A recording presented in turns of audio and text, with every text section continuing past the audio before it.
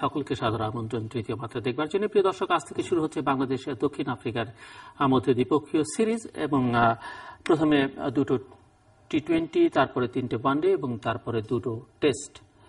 আপনারা জানেন যে গত নভেম্বরের আগ পর্যন্ত একটা দীর্ঘ সময় ধরে বাংলাদেশ ক্রমাগত ব্যর্থতার পরিচয় দিয়ে নভেম্বরে জিম্বাবুয়ের সঙ্গে সিরিজে পুরোপুরি ইউটার্ন নেয় এবং সেখান থেকে ক্রমাগত সাফল্য। জিম্বাবুয়ে সিরিজ, তারপরে বিশ্বকাপ, তারপরে পাকিস্তানকে হোয়াইট ওয়াশ, টেস্টে পাকিস্তানের সঙ্গে দুটো টেস্টের একটিতে ড্র, একটিতে পরাজয় এবং 3টে ওয়ানডে এবং 1টি টি-20তে পাকিস্তানকে পরাজিত করা। দল ভারতের সঙ্গে প্রথমবারের মতো ওয়ানডে সিরিজ জয় করে 2-1 ম্যাচে এবং এরপরে টেস্টে ভারতের সঙ্গে আপনারা জানেন যে একটি টেস্ট এবং সেখানে বাংলাদেশ ড্র করে।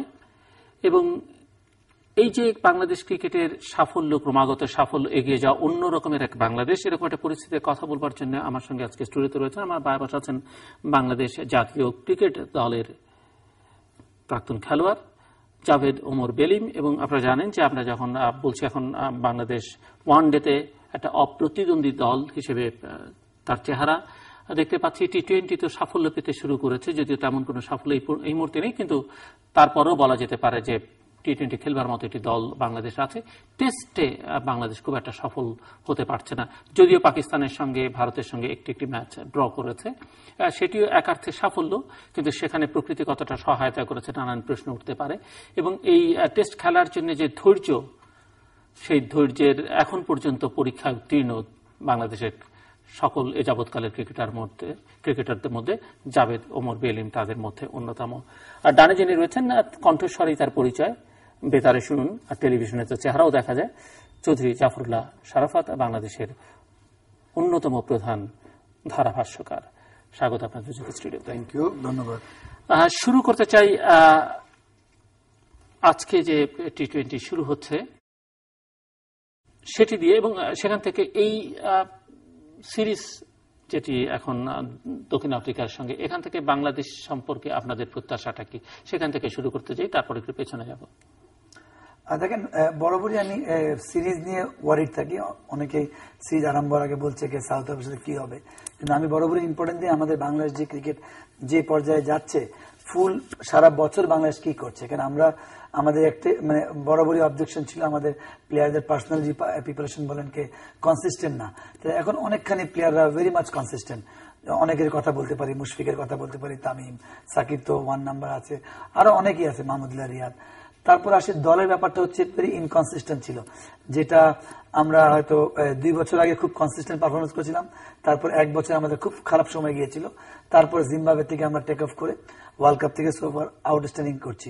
তো ওইটাই আমার কাছে ইম্পর্টেন্ট, বাংলাদেশ সারা বছরে বাংলাদেশ কি করছে। কারণ আপনি সারা বছর যখন ভালো করবেন দল, তখনই আপনি একটা কনফিডেন্স লেভেল বলেন বা বাংলাদেশ ক্রিকেটের উন্নতি বলেন বা আপনার স্ট্রাকচার ওয়াইজ বলেন, সবকিছু আপনার ইমপ্রুভ করে তার সাথে।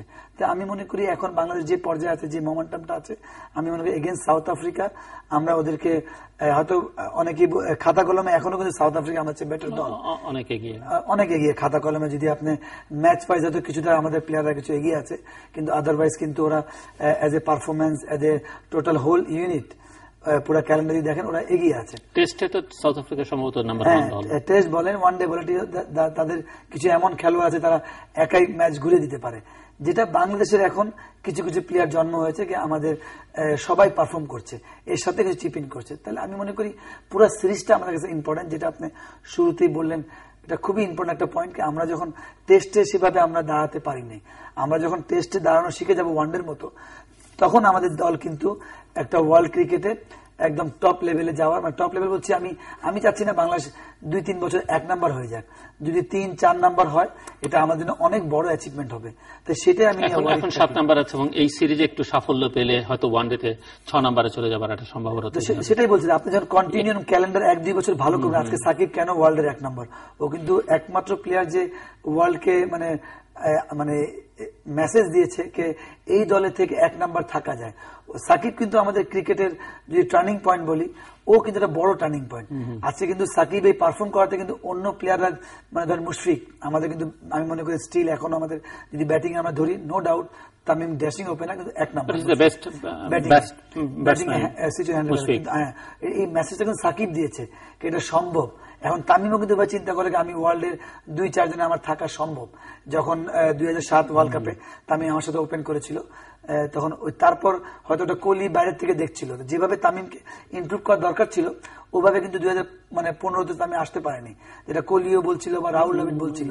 তো সেটা এখন এই সাকিব এই পারফর্ম করার পর বাংলাদেশের মধ্যে অনেকখানি সবার নতুন বেশ কিছু প্লেয়ার আমরা বলতে পারি আসছে, নো ডাউট। সৌম্য সরকার বলেন, সাব্বির অসাধারণ একজন ব্যাটসম্যান, এরা আসছে। কিন্তু আমি যেটা নাসিরের পারফরম্যান্স, আমরা ফিল্ডিং সহ সবকিছু মেলালে আবার ওভারঅল পারফরম্যান্স, আমি ওইটাই বলছি, একটা দল তখনই ভালো হবে আমরা কিন্তু অলওয়েজ সাকিব, তামিম বা আমরা আগে বিশেষ কারোর উপরে ডিপেন্ড করতে হচ্ছে না, ডিপেন্ড করতে হচ্ছে না। আমাদের সময় হয়তো কি আমরা ইন্ডিভিজুয়াল পারফরমেন্স নিয়ে ওয়ারিড থাকতো কোচ, কিনা বাংলাদেশ হয়তো মানে পরাজিত হয়েছে কিন্তু ইন্ডিভিজুয়াল পারফরমেন্স এর ভালো বা ওর ভালো। কিন্তু এখন হচ্ছে কি individual performance with collective performance হচ্ছে, যেটা বাংলাদেশ আজকে দল যে এই পর্যায়ে আসছে এটা একটা বড় কারণ। ইন্ডিয়ান ন্যাশনাল যদি জিজ্ঞেস করি আপনার কাছে যে এই যদি প্রশ্ন হাইপোথেটিক্যাল, আপনি আসলে কি দেখেন এই সিরিজ থেকে টি-20-তে যদি দুটো ম্যাচের আপনি কি মনে করেন কি হবে ফলাফল? দেখেন এভাবে বলা তো বলা আমি জানি বলা ঠিক না, তারপর আমি বলছি বাংলাদেশ যে এটা আমরা পরে মিলিয়ে নেবার চেষ্টা করবো যে ভবিষ্যৎ বক্তা হিসেবে। না আমি অবশ্যই টি-20 আমরা কিন্তু ওয়ান ডে তে অবশ্যই ভালো খেলবো। তিনটে ওয়ানডের মধ্যে আপনি কি আশা করছেন? ওয়ানডের কথা যেহেতু বললেন, আমি এটা বলবো। তারপর আমি মনে করি যে বাংলাদেশ ক্রিকেট খেলছে আমাদেরকে নিয়ে যে আমরা ওয়ারিড থাকি, আমাদেরকে নিয়ে ওদেরকে নিয়ে না, কেন ডিভিলিয়ার্সকে নিয়ে বা মিলারকে নিয়ে না ওয়ারিড থাকে।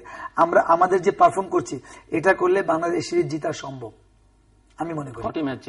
2-1 এবং টি-20 কি হতে পারে? হ্যাঁ, টি-20 বলছে এটা এত ক্লোজ একটা ম্যাচ, তারপর টি-20 কিন্তু আপনার টি-20 যে কারো ম্যাচই হতে পারে। এক্স্যাক্টলি, এই জন্য আরো বেশি সম্ভাবনা। যেভাবে আমরা সোফার টি-20 প্রুভ করতে পারি, টেস্টে যেমন পাচ্ছি না, এটা অনেকগুলো কারণ আছে। কিন্তু টি-20 আমি মনে করি বাংলাদেশ যে প্রমাণ করবার সুযোগ আছে, অবশ্যই আছে। না প্রমাণ কি, এই একটা জায়গা বাংলাদেশ, আমি বরাবরই বলি ফিল্ডিং এর জায়গাটা। আর টি-20 আমরা কিন্তু খুব দ্রুত কিন্তু মানে ওয়ার্ল্ডের কয়েকজনের মধ্যে হতে পারি। টেস্টে এই একটা জায়গা, এই একটা জায়গা আমি অলওয়েজ ওয়ারিড থাকি। কারণ যেভাবে আমরা ইন্ডিয়ার সাথে পাকিস্তানের প্রথম টেস্ট খুলনায় যে খেলেছিলাম, উইচ ইজ আউটস্ট্যান্ডিং, এরকম যখন আমরা কনসিস্টেন্ট খেলা শুরু করবো, এরকম ভাবে ড্র করা শুরু করবো, তখনই কিন্তু আমরা জিতা শুরু করবো। আমি মনে করি যে এই টাইপের ম্যাচ বাংলাদেশকে কনসিস্টেন্ট খেলতে হবে, যেটা আমরা কিন্তু ওয়ান ডে তে কখন ভালো দল হচ্ছে, এখন আমরা কিন্তু কনসিস্টেন্ট খেলছি। টেস্টে আমরা খুলনা আউটস্ট্যান্ডিং, কিন্তু আবার কিন্তু ডিট্রয়েট করেছি আমরা ভারতের সাথে করেছি, উইথ সেকেন্ড ম্যাচে পাকিস্তান করেছি। তো ওইটা অনেক বড় অনেকগুলো কারণ ছিল কি আমরা, আমার মনে হয় বোলিংটা খুবই ফ্রাস্ট্রেটিং বোলিং ছিল, তারপর উইকেটের বানানোটা ছিল, আমরা কেন ওদেরকে সুযোগ দিব? আমাদের যেটা স্ট্রেংথ, আমাদের এখনো 20টা উইকেট নেওয়ার মতো বোলার নাই আমাদের দলে। আমি মনে করি হয়তো এটা অপ্রিয় সত্য, অনেকে আমার একমত হবেন না, কিন্তু আমাদের স্ট্রেংথ আছে কি আমরা 3 দিন বা 3.5 দিন ব্যাটিং করতে পারি। ওইটাই আপনি যখন ব্যাটিং করা শিখে যাবেন প্রতিদিন 3 দিন 3.5 দিন, যখন আপনি অ্যাটাক একটা বলার বা একটা ভালো লেগ স্পিনার বা লেফট আর্ম যখন 4টা-5টা উইকেট নেওয়া শুরু করবে একটা ইনিংস, তখন আপনি জিতা শুরু। বাংলাদেশ ইন্ডিয়া ম্যাচে পেসারদের প্রাধান্য দিয়েছে বাংলাদেশ দল, এবার কি মনে হচ্ছে? না দেখেন ওয়ান ডে তে পেসার, এবং দক্ষিণ আফ্রিকার ক্যাপ্টেনও বলেছে তিনি মনে করেন যে স্পিনারদের গুরুত্ব বেশি দিবে, কারণ এখানকার এনভায়রনমেন্ট সবসময় স্পিনারদের অনুকূলে থাকে। যদি আপনি ইন্ডিয়া সিরিজ বাদ দেন, ছিল যে বরাবরই ডিপেন্ড আমাদের স্পিনের উপর। কিন্তু যদি মুস্তাফিজ আমি বলি আউটস্ট্যান্ডিং পারফরমেন্স করাতে, হয়তো যদি ও এভাবে পারফরমেন্স না করতো, তাহলে আমি মনে করি আমাদের দেশে যে আলোচনা কম আর সমালোচনার বিষয়, সিলেক্টররা বা কোচ বা ক্যাপ্টেন খুব সমালোচনার ঝড়ে থাকতেন। কিন্তু আমি মনে করি এটা very positive sign, very positive decision. যদি এটা কন্টিনিউ করতে পারে বাংলাদেশ এইভাবে, তাহলে বাংলাদেশ কিন্তু যেটা বললাম টেস্ট ম্যাচে আমরা আরো ভালো দল হিসাবে পরিণত হবো। কারণ আমাদের একটা জায়গায় উইক, সেটা হচ্ছে আমাদের ধৈর্য টেস্টে ব্যাটিং এ। নো ডাউট আমরা টপ ব্যাটিং করছি, কিন্তু আরেকটি জায়গা হচ্ছে আমাদের ফাস্ট বোলিং দিয়ে ডোমিনেট করা, এই জায়গাটা একটু আমাদের এখনো ল্যাকিং। এটা যখন আমরা ইমপ্রুভ করবো, আমরা টেস্টে অবশ্যই টপ একটা স্থানে যাওয়া সম্ভব। চৌধুরী জাফরুল্লাহ শরফত। জিল্লু ভাই, দক্ষিণ আফ্রিকার বিরুদ্ধে বাংলাদেশ ভালো খেলবে এ বিষয়ে আমার কোনো সন্দেহ নেই। কিরকম ভালো? সেই ভালোটা টি-20 এবং ওয়ানডেতে বাংলাদেশ দক্ষিণ আফ্রিকাকে সরাসরি পরাজিত করবে এ বিষয়ে আমার কোনো সন্দেহ নেই। কারণ ক্রিকেট সিরিজ জিতবে বাংলাদেশ, আমার কোনো সন্দেহ নেই। কারণটা হলো বাংলাদেশের যে কনফিডেন্স লেভেল, বাংলাদেশের যে আত্মবিশ্বাসে বলিয়ান হয়ে যে প্রতিদ্বন্দ্বিতা করা, এটি কিন্তু তারা শুরু করে মূলত গত নভেম্বরে জিম্বাবুয়ের বিরুদ্ধে, তারপর বিশ্বকাপ কোয়ার্টার ফাইনাল, যেখানে কোয়ার্টার ফাইনালে যাওয়ার আগে ইংল্যান্ডের মতো দলকে পরাজিত করে, তারপর পাকিস্তানকে ক্লিন সুইপ, বাংলা ওয়াশ বা হোয়াইট ওয়াশ, এরপর ভারতের বিরুদ্ধে সিরিজ জয়। আপনি খুব ভালো করেই জানেন যে অন্য দলের বিরুদ্ধে হোয়াইট ওয়াশ করা বা ক্লিন সুইপ করা বা সিরিজ জয়লাভ করা আর ভারতের বিরুদ্ধে সিরিজ জয়লাভ করা, এটি কিন্তু ভিন্ন স্বাদের মিষ্টান্ন ভাণ্ডারের মতো। কারণ ভারতের বিরুদ্ধে জয়লাভ করা একটা আলাদা একটা ফোকাস নিয়ে আসে ওই দলের উপরে, এবং অনেক বড় মর্যাদার আমি মনে করি। কারণ ক্রিকেটটা মূলত মার্কেটিংটা হয় কিন্তু ভারতে, এবং ক্রিকেটটা মূলত পণ্য কিন্তু ভারতেই। এবং ভারতের আপনি যদি স্যাটেলাইট টেলিভিশন মানুষের আশা আকাঙ্ক্ষার সঙ্গে ডেফিনেটলি এক্স্যাক্টলি 120 এবং আমাদের 15-16 যোগ করলে 130-35 কোটি মানুষ হয়তোবা এরকমই হওয়ার কথা। তো সব মিলিয়ে ভারতের বিরুদ্ধে জয়লাভ করা অনেক মর্যাদার, এবং এটি ডেফিনেটলি অনেক ফোকাসে নিয়ে যায় বাংলাদেশ ক্রিকেট দলকে। এবং এর পাশাপাশি আপনি দেখে থাকবেন যেখানে বাংলাদেশের ক্রিকেট অনেকটা তাচ্ছিল্যের মধ্য দিয়ে যায় ভারতীয়, আমি আসবো। এবং আপনি বিশ্ব যে মিডিয়া, সেখানেও কিন্তু বাংলাদেশ অনেক প্রশংসা অর্জন করতে সমর্থ হয়। ইভেন ইন্টারন্যাশনাল ক্রিকেট কাউন্সিল যেটা, সেখানেও কিন্তু মিটিং এর মধ্যে বাংলাদেশের ভূয়সী প্রশংসা করা হয় ভারতের বিরুদ্ধে সিরিজ জয়লাভ করার কারণে। আপনি একটু আগে যেটি উল্লেখ করলেন যে বাংলাদেশের অনেক সমালোচনা করা হয় এই ক্রিকেটকে কেন্দ্র করে। আপনি যদি পাকিস্তানের সরফরাজ নওয়াজের কথা বলেন, তিনি এই ভারতের বিরুদ্ধে যখন খেলা চলে, তিনি উল্লেখ করেন যে ভারত নাকি ইন্টেনশনালি তারা বাংলাদেশের সাথে হেরে গেল, কেন? যাতে পাকিস্তান সরাসরি চ্যাম্পিয়ন্স ট্রফিতে খেলতে না পারে। ভারতের নবজিৎ সিং সিধুর কথা আপনার ভুলে যাওয়ার কথা নয়, মন্দিরা বেদি, আকাশ চোপড়া, ইভেন রবি শাস্ত্রী, বিশ্বখ্যাত বিশ্বনন্দিত ধারাভাষ্যকার, বর্তমানে ভারতীয় দলের প্রশিক্ষক, যখন বাংলাদেশ সফর করে তখন তিনি বলে ফেললেন যে বাংলাদেশের সাথে খেলতে গিয়ে দলে প্রশিক্ষকের কোনো দরকার নেই। দলের অধিনায়ক, যাকে আমরা একজন ভদ্র মানুষ হিসেবে জানি, মহেন্দ্র সিং ধোনি, কুল ক্যাপ্টেন, কুল কাস্টমার, তাকে যখন প্রেসের সামনে জিজ্ঞাসা করা হয় যে বিশ্বকাপে কোয়ার্টার ফাইনালের খেলা সম্পর্কে আপনি কি বলবেন, ওটি তো বিতর্কিত খেলা। বলে, এটা কোন কোয়ার্টার ফাইনাল? আমার তো দুদিনের বেশি কথা মনে থাকে না, 2 মাস বা 3 মাস আগের কথা তো আমার মনে থাকে না। সীমাবদ্ধতা, দুর্বলতা। এর বাইরে আপনি জানেন যে বাংলাদেশের বিরুদ্ধে রোহিত শর্মা, তিনি একটা বিতর্কিত সিদ্ধান্ত আম্পায়ারের, তিনি আউট হয়ে যাওয়ার কথা, বাট নো বল দিয়ে তাকে অপরাজিত রেখে দেওয়া হয়। সেই রোহিত শর্মাকে জিজ্ঞাসা করা হলো যে ওই নো বল সম্পর্কে আপনি কি বলবেন? বলেন, কোন নো বল? আমি তো জানি না। তিনি বলতে পারতেন, কুশলী উত্তর তিনি দিতে পারতেন যে নো বল যদি দিয়ে থাকে সেটা আম্পায়ারের সিদ্ধান্ত, সেটা আপনারা বরং আম্পায়ারকে জিজ্ঞাসা করেন। ধোনি কুশলী উত্তর দিতে পারতেন যে এটি বিতর্কিত খেলা নাকি সুবিবেচনা প্রসূত খেলা, সেটি আম্পায়ারকে জিজ্ঞাসা করেন, সেটি হতে পারত। বাট কোন খেলা, কোন নো বল, এই ধরনের বিশ্বখ্যাত, বিশ্ব নন্দিত খেলোয়াড়দের নিকট থেকে এই ধরনের মিথ্যাচার, উদ্দেশ্য প্রণোদিত এবং লুকোচুরি করা, স্কেয়ার ছিলেন, এটা তো বোঝা গেছে ধোনি মুস্তাফিজের সঙ্গে যে এটা হলো। আপনি দেখেন যে ভারতীয় মিডিয়ায় সমালোচনা হয়েছে ধোনি, অবশ্যই ওটি কিন্তু মুস্তাফিজুর রহমানের অভিষেক ওয়ানডে, তো তার জানার কথা নয়, যদিও তিনি যে লাইনে দাঁড়ানো সেখান থেকে তার সরে আসারই কথা, বাট যেহেতু প্রথম ওয়ানডে, অভিষেক ওয়ানডে, তার অভিজ্ঞতার অভাব, হয়তো তিনি সরে আসেননি। বাট এই ধরনের একটা বাচ্চাকে এইভাবে ধাক্কা মেরে ফেলে দেওয়া এবং আঘাতপ্রাপ্ত করা, এটি খুবই দুঃখজনক। তো যারা সমালোচনা করলেন এতদিন ভারতের বিরুদ্ধে, আপনি দেখবেন যখনই বাংলাদেশ জয়লাভ করে তখনই বলা হয় যে এটি দুর্ঘটনা। আর কতকাল এই দুর্ঘটনা আমাদেরকে শুনতে হবে? কখন আমরা শুনতে পাবো যে বাংলাদেশ যোগ্যতর দল হিসেবে ভারতকে, পাকিস্তানকে, ইংল্যান্ডকে বা অস্ট্রেলিয়াকে পরাজিত করলো? এটি সমগ্র ক্রীড়াঙ্গনের পক্ষ থেকে, সমগ্র বাঙালি জাতির পক্ষ থেকে আপনার এই জনপ্রিয় অনুষ্ঠান গ্রামীণ ফোন তৃতীয় মাত্রার মাধ্যমে এর তীব্র প্রতিবাদ জানাই। টেস্টে কি মনে হচ্ছে সাউথ আফ্রিকার সঙ্গে? জিল্লুর ভাই, বাংলাদেশ টেস্টে একটু দুর্বল, যেটি বলার অপেক্ষা রাখে না। টেস্ট মানে হলো পরীক্ষা। এই পরীক্ষা নিরীক্ষায় বাংলাদেশ দুর্বল এবং সেখানে ফাস্ট বোলাররা একটা মুখ্য ভূমিকা পালন করে থাকে এবং সেই যে ফাস্ট বোলারদের প্রডিউস করার যে পরিকল্পনা, সেখানে কিন্তু বাংলাদেশ দলের অনেক দুর্বলতা লক্ষ্য করা যায়। ব্যাটিংটাও কনসিস্টেন্সির অভাব আছে। ব্যাটিংও গিয়ে দেখা যায় যে হয়তো একটা সেশন ভালো করলো, একটা সেশন খারাপ হলো, একটা ম্যাচ ভালো করলো, একটা ম্যাচ একেবারেই খারাপ করলো। আপনি যদি পাকিস্তানের বিরুদ্ধে খুলনা টেস্টের কথা বলেন, আপনি যদি পাকিস্তানের বিরুদ্ধে মুলতান টেস্টের কথা বলেন, এই ফতুল্লা মাঠে যেটি ড্র করতে সমর্থ হলো বাংলাদেশ, এখানে কিন্তু পঞ্চমবারের মতো যারা বিশ্বকাপে চ্যাম্পিয়ন হওয়ার গৌরব অর্জন করলো, অস্ট্রেলিয়ার বিরুদ্ধে কিন্তু টেস্টে জয়লাভ করার মতো একটা পরিবেশ তৈরি করে বাংলাদেশের খেলোয়াড়েরা।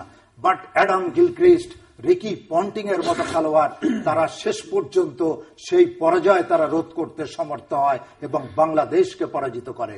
অতএব বাংলাদেশ যে একেবারে টেস্টে ব্যাটিং জানে না এটি বলবো না।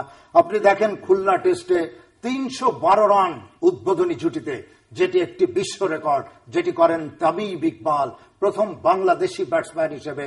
ব্যক্তিগতভাবে তিনি সর্বোচ্চ রান করেন।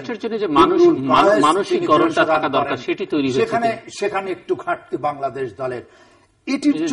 বেলিমের মতো প্রথম বল থেকে শেষ বল পর্যন্ত ব্যাটিং ক্যারি করে বিশ্ব রেকর্ড করেন, সেখানে একটু ধৈর্যের অভাব বাংলাদেশ দলের ব্যাটসম্যানদের। তারপরও আমি বলবো, যে দলে খেলেন সাকিব আল হাসান, তামিম ইকবাল, মুশফিকুর রহিম, যিনি প্রথম বাংলাদেশি ব্যাটসম্যান হিসেবে শ্রীলঙ্কার বিরুদ্ধে ডাবল 100 করেন, এর পাশাপাশি নাসির হোসেন, নতুন নতুন বেশ কয়েকজন খেলোয়াড় এসছেন, সৌম্য সরকার, লিটন দাস, সাব্বির রহমান, রনি তালুকদার, অনেকেই এসছেন। বোলিং এ মুস্তাফিজুর রহমানের কথা একটু ডাবললেই নয়, তিনিও কিন্তু বিশ্ব রেকর্ড করার গৌরব অর্জন করেন। অভিষেক ওয়ানডে থেকে পরপর 3টি ওয়ানডেতে 13টি উইকেট তিনি লাভ করেন, যেটি অস্ট্রেলিয়ার রায়ান হ্যারিস তিনি 13টি উইকেট লাভ করেন। আর একটি উইকেট লাভ করলে কিন্তু মুস্তাফিজুর রহমান নতুন বিশ্ব রেকর্ড করতে সমর্থ হতেন।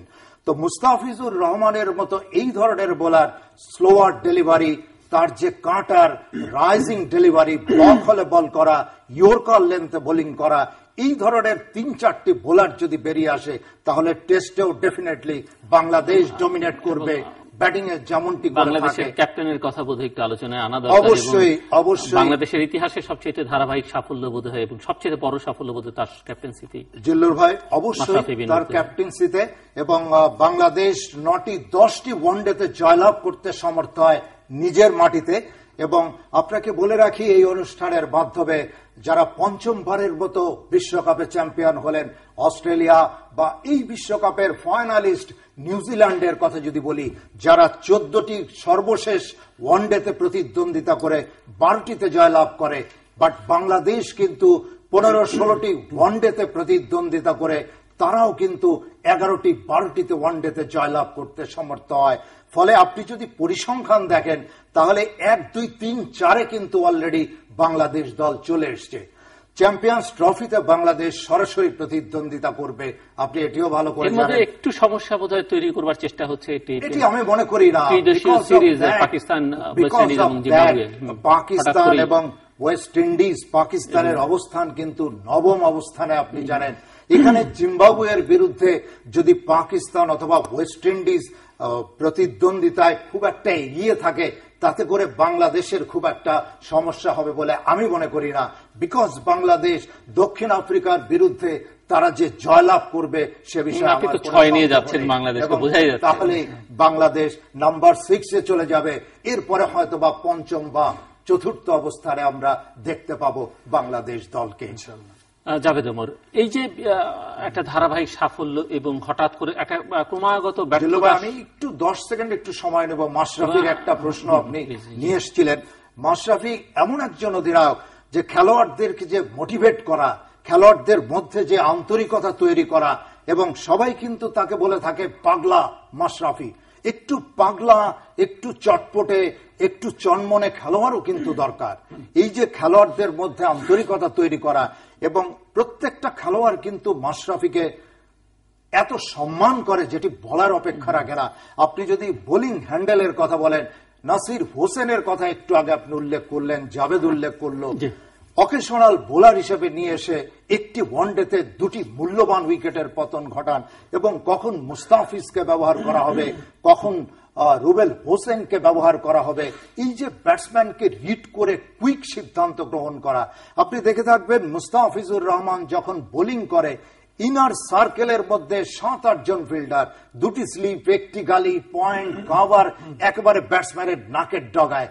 এই যে সাহস করে যে ফিল্ডিং সাজানো, ওভার দ্য টপ খেললে কিন্তু প্রায় প্রতিটি বলকে বা কোন কোন বলকে 4-এ পরিণত করা বা 6-এ পরিণত করা ব্যাটসম্যানদের জন্য সম্ভব। কিন্তু ভারতের সঙ্গে থার্ড ম্যাচে এই যে আক্রমণাত্মক ফিল্ডিং সাজানো, এটিও কিন্তু মাশরাফিকে অবশ্যই থার্ড ম্যাচে টস জিতে ডিসিশন যেটি নেয়, এটি I am very surprise, I am very shocking, because আপনি জানেন ভারতের ব্যাটিং ডেপথ যেটি বলার অপেক্ষা রাখে না, অত্যন্ত শক্তিশালী।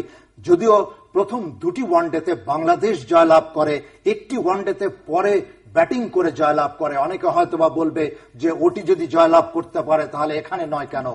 ভারতের ব্যাটিং যেহেতু এত শক্তিশালী, আপনি টসে জিতে যদি বাংলাদেশ ব্যাটিং করার সিদ্ধান্ত গ্রহণ করত, কারণ ভারতের তখন কিন্তু আত্মবিশ্বাসের যে অবশিষ্ট থাকে সেটিও কিন্তু নেই, মনোবল একেবারে ভেঙে যায়। প্রথমে ব্যাটিং করে বাংলাদেশ যদি 270, 75 বা 280 রান করতে সমর্থ হতো, আমার ধারণা বাংলাদেশের যে ব্যাটিং নিশ্চয়ই করতে সমর্থ হতো, এবং ওই রানের মধ্যেই কিন্তু ভারতকে আটকে দেওয়া সম্ভবপর হতো। তো ব্যাটিং না নেওয়া, এই যে ঘুরে দাঁড়ানো এবং এগিয়ে যাওয়া, এগিয়ে আসলে কোথায় যাচ্ছে বাংলাদেশ? অবশ্যই অনেক যদি কারেন্ট পারফরমেন্স বা কারেন্ট প্লেয়ারদের কথা বলেন, বাংলাদেশ যে টাইপের কনসিস্টেন্ট পারফর্ম করছে, which is very good sign Bangladesh ক্রিকেটের জন্য। কিন্তু আমি তার সাথে কিছু অ্যাড করতে চাই। যদি বলি এই 5-7টা প্লেয়াররা যে একটা ঝাঁক আসছিল, নাসির, মুশফিক, সাকিব, তামিম, দে আর আউটস্ট্যান্ডিং ট্যালেন্ট, এন্ড ট্যালেন্টের পরে অনেক ট্যালেন্ট আসছে, বাংলাদেশ চলে গিয়েছে, কিন্তু তারা লম্বা সময় খেলে প্রুভ করেছে দে আর গ্রেট। সাকিবের কথা বলি, তামিম, মুশফিক, মাহমুদুল্লাহ রিয়াদ অনেকদিন দলের বাইরে ছিল, দলে ঢুকছে, তারপর এখন সে এস্টাবলিশড। আমি মনে করি এই পারফরমেন্স গুলা, তারপরে এরপরে মাঝখানে 2-3 বছর গ্যাপ ছিল আমরা চলে যাওয়ার পর, তারপর আসলো এখন যদি আপনি বলেন সাব্বির, নাসির ওই দলে ছিল, সৌম্য সরকার, মুস্তাফিজ, দে আর র ট্যালেন্ট। এই পারফরমেন্সের সাম্প্রতিক সময়ে আমাদেরকে টপ জায়গায় নিয়ে যাচ্ছে। কিন্তু আমি মনে করি এই পারফরমেন্স বেস করে হয়তো প্লেয়াররা কিন্তু এন্ড অফ দ্য ডে, কিন্তু আপনি যতই আপনি কথা বলেন, প্লেয়ারের পারফরমেন্স কাউন্ট করা হবে। জাফর ভাই যেটা বললো, যেটা সিধুকে জবাব দেওয়া বলেন, রামিজাকে জবাব দেওয়া বলেন, সারফরাজকে জবাব দেওয়া বলেন, আপনি ইন্ডিয়া যে 3 মোরল বলেন, খেলা দিয়ে দিতে হবে। আপনি যতই বাইরে মার্কেটিং করেন, কে আজকে প্রেসিডেন্ট আইসি ট্রফিতে যাচ্ছে বা ইংল্যান্ডে যাচ্ছে, দুবাই যাচ্ছে, এটা কিন্তু মেইন, তখনই কথা বলতে পারে প্রেসিডেন্ট বা আমাদের সিও যারা যায়, প্লেয়ারদের পারফরমেন্স করবে। তো যেটা আমাদের খুব সুন্দর হচ্ছে এখন।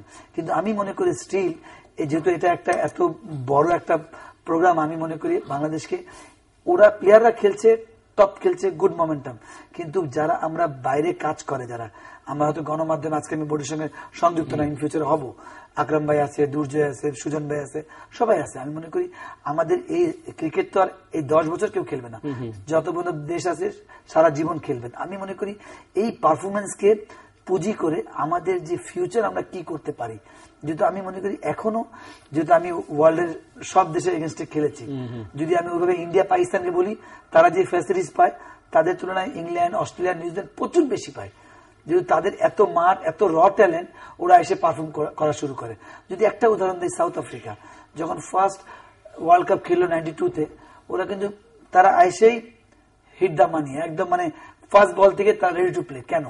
তাদের স্ট্রাকচার ওয়াইজ এত স্ট্রং ছিল, তাদের লোকাল ক্রিকেট। যদি কেনিয়ার জিম্বাবুয়ের কথা বলতাম, জিম্বাবুয়ের প্লেয়াররা কিছু কিছু কোয়ালিটি প্লেয়ার কেন ছিল, তারা সাউথ আফ্রিকান লিগ খেলতো। আমাদের হয় কি, আজকে বাংলাদেশ টপ পারফরমেন্স করছে কেন জানেন? কেন, যেগুলো প্লেয়ার দেখবেন অলমোস্ট 8-10টা প্লেয়ার 150-র কাছাকাছি ওয়ানডে খেলে পেতে বা 200-র কাছাকাছি। এটা একটা বড় কারণ। উইথ কিছু র ট্যালেন্ট পেয়েছে, আউটস্ট্যান্ডিং মুস্তাফিজের মতো, সাব্বিরের মতো, সৌম্য সরকারের মতো, এটা একটা প্লাস পয়েন্ট। কিন্তু আমাদের যে স্ট্রাকচার ওয়াইজ স্টিল আমরা যদি আপনাদের কোথায় যাচ্ছে, স্টিল আমি মনে করি আমরা রাইট ট্র্যাকে আছি, কিন্তু অনেক বেশি মাথা ঘামাতে হবে। যেটা আমি আগে অনেক জায়গায় বলেছি, আমি জানি না ক্রিকেট বোর্ড অবশ্যই মাথা ঘামাচ্ছে, কিন্তু আরেকটু কোয়ালিটি আমার মনে মাথা ঘামানো উচিত। কেন, যদি ছোট ছোট বলে আমরা হয়তো বরাবরই বলে থাকি প্রিমিয়ার লিগ আগের মতো হয় না, জাতীয় লিগ এখনো সেভাবে সমৃদ্ধ না, আরো কিছু হওয়া উচিত। কিন্তু আমি মনে করি আরো পিছনে আসা উচিত, আমাদের আরো পিছনে আসা উচিত। কি আমাদের যদি বলি আমাদের সেকেন্ড ডিভিশন লিগ কিভাবে হচ্ছে, আমাদের ফার্স্ট ডিভিশন লিগ কিভাবে হচ্ছে, আমাদের স্কুল ক্রিকেট কতটুকু হচ্ছে, আমি মনে করি ওইগুলো খুবই পুয়ার হয়।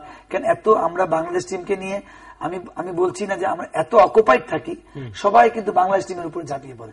কিন্তু মাথায় রাখতে হবে যারা পিছনে কাজ করে তাদেরকে, হয়তো প্রিমিয়ার লিগ নিয়ে কাজ করে, কেন প্রিমিয়ার লিগের প্রেশার থাকে, আবানি, মামাডান, ব্রাদার্স ইউনিয়ন, বড় বড় দলের প্রেশার থাকে, তখন ওরা বাধ্য হয়।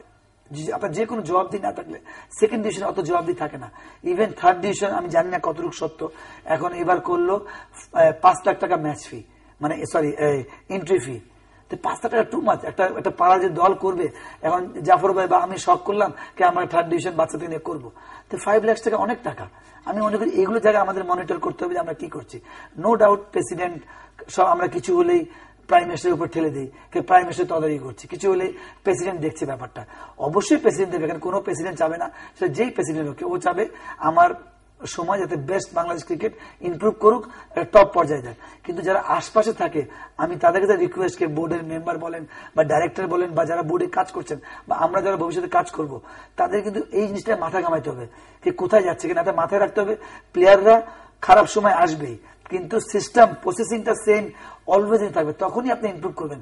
যখন আপনি খেয়াল আছে এখানে যেন আমরা সমালোচনার ঝড় উঠলো বাংলাদেশ 2011 ওয়ার্ল্ড কাপ বলেন, ইভেন জিম্বাবুয়ে সিরিজ আগে বলেন, তখন কি স্পন্সর দমে যায়, পাবলিকের আশা একটু কমে যায়। এখন যেহেতু বাংলাদেশ টপ জায়গায় আছে, একে পুঁজি করে আমি মনে করি এটা মুখ্যম। আপনি যে কোনো স্পন্সর কাছে যাবেন, সে আপনাকে একটা রেসপন্স করবে। যে কোনো আপনি টিকিটের দাম আপনি বাড়াবেন, রেসপন্স করবে দর্শকরা। যখন আপনি ক্রিকেট ভালো খেলবেন, হ্যাঁ, তখনই আপনি এত কথা বলতে পারবেন না। এখন আপনি আইসিসির কাছে আপনি প্রেজেন্ট করতে পারবেন আমরা ইন্ডিয়ার সঙ্গে পূর্ণাঙ্গ সিরিজ খেলতে চাই, ইন্ডিয়া গিয়ে একটি টেস্ট খেলতে মজার ব্যাপার বলি, এত যদি ইন্ডিয়া ডাকে নেই, কারণ যে কোনো দেশ আপনার অ্যাডভান্টেজ নেয়, হোম অ্যাডভান্টেজ। ইন্ডিয়া 10 বছর আগে বা 8 বছর আগে মনে করতে কি হচ্ছে, আমরা আমাদের যে কষ্ট হয় আমরা ওখানে গিয়ে খেললে ক্রিকেট বোর্ডও চুপ থাকে, কেন ক্রিকেট বোর্ডের লাভ হতো, ইন্ডিয়া যেখানে এসে করে ইন্ডিয়ারও লাভ, কেন ইন্ডিয়া ওইভাবে তারা রাইট সেল করতে পারে না। কিন্তু এখন ইন্ডিয়া যেহেতু যেখানে আপনি যান পৃথিবীতে, ইন্ডিয়ান দর্শক এত ক্রেজ, এত পাগল থাকে, ওটা ইন্ডিয়ার ব্যাকফার হয়েছে। কারণ বাংলাদেশে এত দর্শক ক্রেজ, ইন্ডিয়া তখন দমে যায়, দর্শকরা বলেন বা হোম কান্ট্রির অ্যাডভান্টেজ বলেন।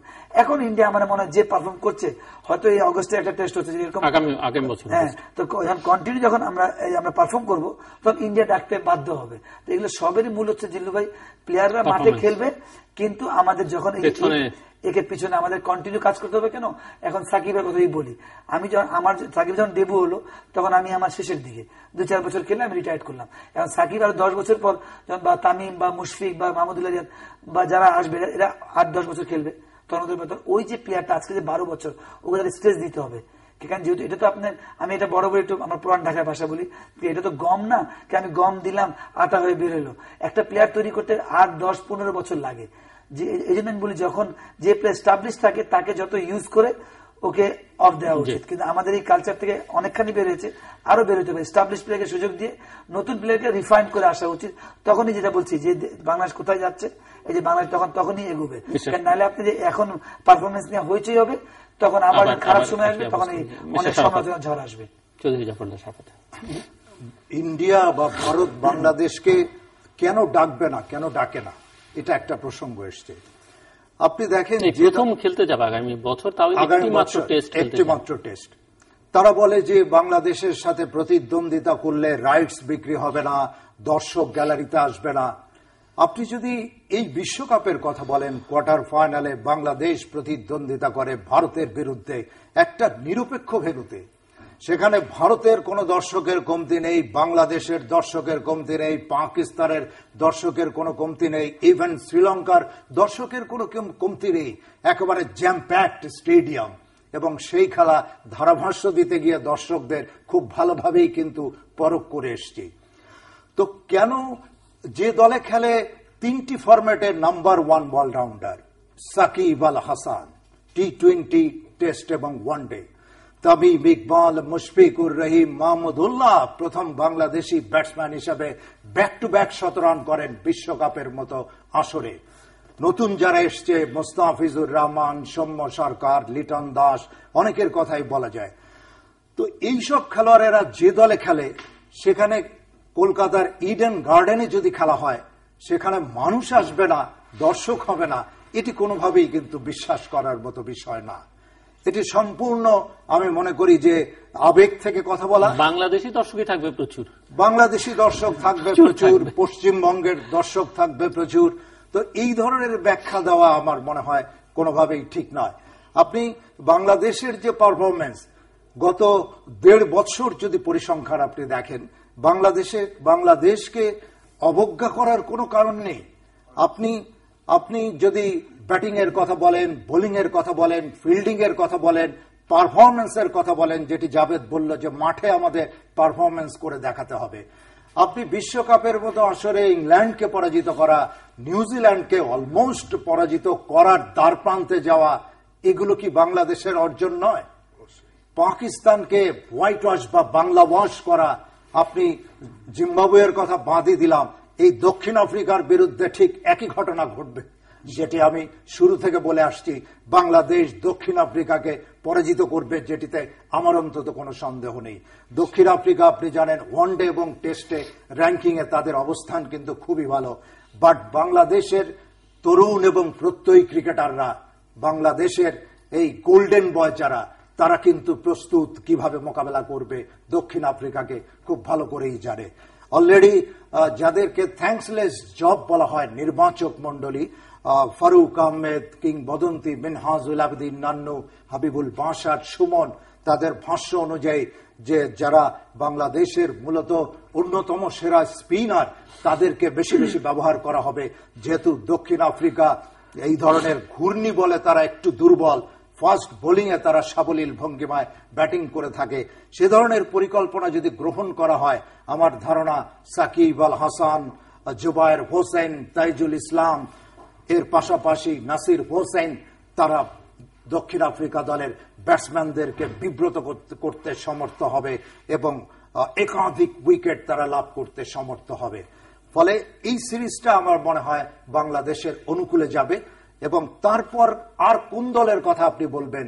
এরপর যদি কামিং সিরিজের কথা বলি, অস্ট্রেলিয়া, তারা বাংলাদেশ সফর করবে এবং অস্ট্রেলিয়ার বিরুদ্ধেও কটিতে জয়লাভ করবে জানি না, বাংলাদেশ যে জয়লাভ করবে এটি তো আমার কোনো সন্দেহ নেই। সেটি আপনি সাউথ আফ্রিকার সিরিজ শেষে বলবেন আর কি, সেটি বলবো। তারপরও বাংলাদেশের যে পারফরমেন্স, তাদের যে সাহসিকতার সাথে তারা মোকাবেলা করে, বোলারের কথা বলেন, ব্যাটসম্যানদের কথা বলেন, সব মিলিয়ে অসাধারণ পারফরমেন্স বাংলাদেশের একটা কোচ চিনি, তাকে বোধহয় একটা অবশ্যই যারা কোচিং স্টাফ, তাদেরকে অবশ্যই ধন্যবাদ জানাতে হয়। চ্যানেল আয়ের পক্ষ থেকে আপনার এই গ্রামীণ ফোন তৃতীয় মাত্রা অত্যন্ত জনপ্রিয় অনুষ্ঠান, এর পাশাপাশি চন্দিকা হাতুরা সিংহ তো বটেই, যিনি বোলিং প্রশিক্ষক, হিতশ্রী, তার কথা বলতে হয়, এবং আরো রুয়ান কালপাগে, তার কথা বলতে হয়, যিনি ফিজিও, তাদেরকে ধন্যবাদ জানানো উচিত, এবং বোর্ডের যিনি সম্মানিত সভাপতি, যারা সম্মানিত পরিচালক বৃন্দ, নির্বাচক মন্ডলী, তাদেরকেও ধন্যবাদ জানাতে হয়, কারণ তাদের অক্লান্ত পরিশ্রমের ফসলই কিন্তু বাংলাদেশের এই উত্তরণ, সে বিষয়ে কোনো সন্দেহ নেই। এর পাশাপাশি জাভেদ যেটি উল্লেখ করলেন, যে কথা আমরা বারবার বলে এসেছি, যে উইকেট, ভালো উইকেটে খেলা দরকার, যে উইকেটে যারা ফাস্ট বোলার বা মিডিয়াম ফাস্ট বোলার, যারা নিজেদেরকে তৈরি করা বা নিজেদেরকে বিকশিত করার সুযোগ পাবে, এগুলো খুবই দরকার। আর স্কুল ক্রিকেট খুবই ইম্পর্টেন্ট, যে আপনি জানেন নির্মাণ স্কুলের কথা আপনার মনে থাকার কথা, জাভেদ ওমর, হাবিবুল বাসার, সুমন, মেহরাব হোসেন, অপি, তারা কিন্তু ওখান থেকেই বেরিয়ে এসেছিল। ফলে ওই জায়গাটিতে খুব বেশি নজর দেওয়া দরকার। এবং উপজেলা পর্যায়ে জিল্লুর ভাই, আপনি দেখেন বাংলাদেশ দলে যারা খেলে থাকে, অলমোস্ট 90% খেলোয়াড় কিন্তু উপজেলা পর্যায় থেকে আসা। মুস্তাফিজের কথা বলেন, সেই সাতক্ষীরার কালীগঞ্জের তেতুলিয়া একটা সাধারণ গ্রাম, যেখান থেকে 40 কিলোমিটার দূরে গিয়ে তার ভাই তাকে মোটর সাইকেলে করে বাবা মা ডাক্তার ইঞ্জিনিয়ার বানাবে, কিন্তু যেহেতু পড়ার টেবিলে মন বসে না, তার খেলা ক্রিকেট চলে যায় মাঠে পালিয়ে পালিয়ে। সেই 40 কিলোমিটার দূরে গিয়ে তিনি প্রশিক্ষণ নিয়ে তারপর আন্ডার 17, আন্ডার 19, তারপর জাতীয় দলে খেলার সুযোগ তিনি পেয়ে যান। এই ধরনের যারা এই পর্যায়ে উপজেলা পর্যায়ে খেলোয়াড়, তাদেরকে বের করে আনা খুবই দরকার। আপনি দেখেন হাই পারফরমেন্স একটা আমাদের বোর্ডের পক্ষ থেকে করা হলো, সেখানেও কিন্তু প্রচুর খেলোয়াড় যারা জাতীয় দলে খেলা বা খেলার জন্য অপেক্ষায়। আপনি ভারতের মতো দেশ, 150 খেলোয়াড় ভারতীয় দলে ঢোকার অপেক্ষায় থাকে। আপনি বাংলাদেশ দলে 4-5 জন নতুন খেলোয়াড় এসছে, তো সেখানে 150 খেলোয়াড় যদি ভারতীয় দলে ঢোকার অপেক্ষায় থাকে, তাহলে বাংলাদেশ দলে কি 30-40 জন খেলোয়াড় অপেক্ষায় থাকা উচিত না? সেই জন্য হাই পারফরমেন্স যে প্রজেক্ট হাতে নিল বিসিবি, এখানে খেলোয়াড়দেরকে বিকশিত করা দরকার। সব মিলিয়ে বাংলাদেশ আরো শক্তিশালী হবে এবং বিশ্বের যারা পরাশক্তি তাদেরকে পরাজিত করতে সমর্থ হবে। 2 মিনিট সময় আপনার জন্য। কনক্লুড করবেন আলোচনাটা কিভাবে? না, আমরা তো মোটামুটি সবকিছু কভার করেছি। এন্ড অফ দ্য ডে তো আমরা যেটা বলে থাকি সবসময়, তো যারা গণমাধ্যমে কথা বলি, আমি ওইটাই বলেছি যে আমাদের ক্রিকেটটা তখনই মানে কনসিস্টেন্ট ইমপ্রুভ করবে যখন আমাদের স্ট্রাকচার ওয়াইজ আমাদের আমি মনে করি প্লেয়ারের পারফরমেন্স, জাফর ভাই বললেন যে কোচ ম্যানেজমেন্ট সব ঠিক আছে। কোচের যেটা আমরা শুনছি, পুরো প্লেয়ারদের মাইন্ডসেটটা চেঞ্জ করে দিয়েছেন এবং নিজের শক্তির উপর, যেটা আমার সাথে মিডিয়াতে বলেছেন। এই কোচটা আমি সত্যি কথা কি আমি এখন আমার পরিচয় হয়নি, কখনো ওইভাবে কথা বলিনি, যেহেতু আমি বোর্ডের সাথে নাই এখন পর্যন্ত। তো এই কোচের একটা ব্যাপার আমি ভেরি ক্লিয়ার ফোকাস, ও একটা বোধহয় জিনিসটা প্লেয়ারদেরকে মাথায় ঢুকাতে পেরেছে যে তোমার ন্যাচারাল খেলা, যেটা আমাদের অনেক সময় তোমার ট্যালেন্ট আছে, তুমি যেটা আছে সেটা খেলো, এই টাইপের খেলো, তুমি বাস go and hit the ball, that's it. এটা একটা, এটার জন্য আমি মনে করি যেমন মাশরাফির স্ট্রেংথ অনুযায়ী সে ট্রাই করে। সাকিবের মুশফিকের উইকেট পড়ে আছে 3টা উইকেট, মুশফিক কিন্তু তার ন্যাচারাল খেলাটা খেলছে, স্লগ সুইপ বলেন যেটা বলেন। সাব্বির হয়তো উইকেট পড়ে গেল, সাব্বির ওই খেলাটা খেলছে। মুশফিকের একটু ব্যাড টাইম যাচ্ছে, মুশফিকের কারণে আমাকে মনে হচ্ছে একটু ডাউন মনে হচ্ছে, গুটিয়ে। আমি আশা করি ও একটা এমন প্লেয়ার বাংলাদেশের জন্য কে খুব দরকার ওকে, ও যে মিডলে যেটা রোলটা প্লে করে। তা আমি সমগ্র কথা বলছি, মুশফিক ইনশাআল্লাহ ঠিক হয়ে যাবে, কেন আমাদের এখনো সে 1 নম্বর প্লেয়ার। যদি ব্যাটিং এর কথা বলি, সাকিব তামিম আছে, কিন্তু ও হচ্ছে 1 নম্বর, রিয়াদও আছে। তো মাশরাফি যেটা বলছিলেন, মাশরাফির প্লাস পয়েন্ট হচ্ছে একটা দল কখন ভালো করে, একটা দল তখনই ভালো করে যে জাফর ভাই সবাই কাভার করেছে, তখনই কিন্তু ভালো দল হয়। ক্যাপ্টেন কেন, ক্যাপ্টেন কি করে, ক্যাপ্টেন কিন্তু অফ দ্য ফিল্ড খুব ইম্পর্টেন্ট, চেঞ্জ করা ওটা খুব ইম্পর্টেন্ট, কিন্তু মাঠের বাইরে যেটা ইন দ্য ফিল্ড, মাঠের বাইরে যখন একটা প্লেয়ারের সঙ্গে কথা বলে, যদি মুস্তাফিজ, যদি বলি সাব্বিরের কথা, তামিমের যখন খারাপ সময় যাচ্ছে, তামিম তুই কিন্তু রান করবি, টেনশন করিস না, এই টাইপের কথা অনেক মোটিভেট করে। কারণ এই লেভেলে কোচ খুব ইম্পর্টেন্ট, কিন্তু মোটিভেট টুইনিং করার জন্য, প্ল্যানিং করার জন্য। এই লেভেলে কিন্তু আপনি তামিমের টেকনিক নিয়ে কাজ করবেন না, আপনি সাকিবের বোলিং এর টেকনিক নিয়ে কাজ করবেন না। তো এই জন্য এই লেভেলটা যখন চলে যায় একটা প্লেয়ার, তখন কোচ ওইটাই ইম্পর্টেন্ট হয়। এই যে আজকে বাংলাদেশ ভালো করার কারণটা হচ্ছে কি, সবাই মিলিত কাজ করছে এক, কিন্তু আমার শেষ কথা একই কথা, যে বাংলাদেশকে প্রসেস সেম ভাবে থাকতে হবে, না হলে কিন্তু বাংলাদেশ ক্রিকেট হয়তো আজকে ভালো সময় যাচ্ছে বলে সবাই বাহবা দিচ্ছে, কিন্তু যখন খারাপ সময় যাবে, ওই প্রসেস সেম থাকলে আবার ভালো সময় চলে আসবে, কিন্তু প্রসেস সেম না থাকলে তখন বাংলাদেশ, আমি মনে করি বাংলাদেশ ক্রিকেট ডেটোরেট করবে। জাফরুল্লাহ শরাফত, খুব সংক্ষেপে 1-1.5 মিনিট। জিল্লুর ভাই, দলের যিনি প্রশিক্ষক, আমি মনে করি ক্যাপ্টেন যিনি অন দ্য ফিল্ড 95% ভূমিকা তিনি পালন করে থাকেন, তার সিদ্ধান্তের উপরে দলের সাফল্য নির্ভর করে। আর দলের যিনি প্রশিক্ষক, তিনি মূলত দলের যে ডিসিপ্লিন সেটি ধরে রাখা এবং খেলোয়াড়দেরকে মোটিভেট করা, এই ধরনের ভূমিকাটা তিনি পালন করে থাকেন। বাট ক্যাপ্টেন কিন্তু ক্রিকেটে মোস্ট ইম্পর্টেন্ট বা ভাইটাল একটা জায়গা, যেটি বলার অপেক্ষা রাখে না। আপনি ওয়ানডেতে মাশরাফির কথা বলেন, টেস্টে মুশফিকুর রহিমের কথা বলেন, দুজনেই কিন্তু অসাধারণ অধিনায়ক, যেটি বলার অপেক্ষা রাখে না। বাট প্রশিক্ষকের ভূমিকাটা কিন্তু ওই পর্যায়ে, যেটি আমি উল্লেখ করলাম। এর পাশাপাশি বাংলাদেশ দল, আমার ধারণা যে বাংলাদেশ গোয়িং আপ, ঠিক আগে যেত এইভাবে, এখন বাংলাদেশ যায় এইভাবে, উড়ন্ত পাখির মতো বাংলাদেশ কিন্তু এগিয়ে। অতএব বাংলাদেশের ভবিষ্যৎ কিন্তু খুবই উজ্জ্বল। আপনার এই অনুষ্ঠানে বা যখন ধারাভাষ্য দেই, আমি প্রায়ই বলি বাংলাদেশ একদিন বিশ্বকাপ ক্রিকেটের চ্যাম্পিয়ন হবেই হবে। খুব আত্মবিশ্বাসের সাথে বলি, এখন কিন্তু বাংলাদেশ সেইভাবে এগিয়ে এই বিশ্বকাপে যদি দেখতেই পারে, অবশ্যই এই বিশ্বকাপে যদি বিতর্কিত সিদ্ধান্ত গ্রহণ করা না হতো তাহলে হয়তোবা বাংলাদেশকে আমরা সেমিফাইনালে দেখতাম এবং আগামী বিশ্বকাপে বাংলাদেশ হয়ে যেত ফাইনালিস্ট। অতএব বাংলাদেশ এগিয়ে যাবে এবং বাংলাদেশের সাথে আমরা থাকব, আপনারা থাকবেন, জাভেদ ওমর থাকবে, এটি প্রত্যাশা। দর্শক, অনুষ্ঠানের শেষে প্রান্তে আমাদের সম্পর্কে আপনি লিখতে পারেন ডাক, ইমেল, SMS এর মাধ্যমে, ইন্টারনেট, আমাদের অফিসিয়াল ওয়েবসাইট অথবা সোশ্যাল মিডিয়াতে যেসব পেজ রয়েছে সেসব পেজে আপনাদের মতামত রাখতে পারেন। আর আপনাদের মতামত আমাদের অনুষ্ঠানটি ইতিমধ্যে আপনি দেখতে পাবেন প্রতি বৃহস্পতিবার এবং শুক্রবার বাংলাদেশ আমার দুটো, বুধবার দুপুর 11:30 এবং শুক্রবার দুপুর 1:05 দেখবার আমন্ত্রণ রইল। চৌধুরী জাফরুল্লাহ শরাফত এবং জাভেদ ওমর পেলিম, অসংখ্য ধন্যবাদ আপনাদের। দর্শক মণ্ডলী, বাংলাদেশের ক্রিকেট এগিয়ে যাবে এবং তাকে থামানো খুব কঠিন হবে, এটি মোটামুটি বর্তমান সময়ের পারফরমেন্সে নিশ্চিত করে বলা যায়। তবে এটি ধরে রাখবার জন্য যে কাজগুলো করা দরকার, আমার অতিথিরা বলছেন যে ঘরোয়া ক্রিকেটের উপরে জোর দেওয়া, বিভিন্ন পর্যায়ের ক্রিকেটের উপরে জোর দেওয়া, সেটি খুবই জরুরি।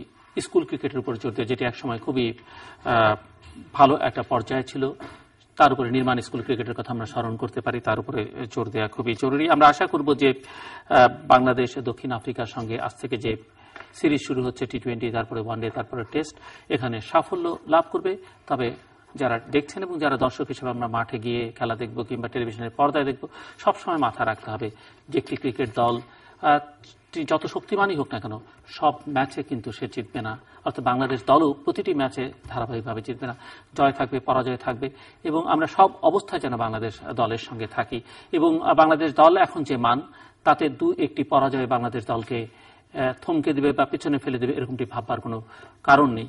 কাজেই বাংলাদেশের খেলোয়াড়দের অনুপ্রেরণা যেভাবে আমরা বরাবর দিয়ে আসছি এভাবেই দিতে থাকবো, এবং যখন দল হেরে যাবে তখনও যেন আমরা হাসি মুখে বাড়ি ফিরতে পারি, পরের ম্যাচে যেন আমরা দ্বিগুণ শক্তি নিয়ে জিততে পারি, এরকম একটা মানসিকতা নিয়ে।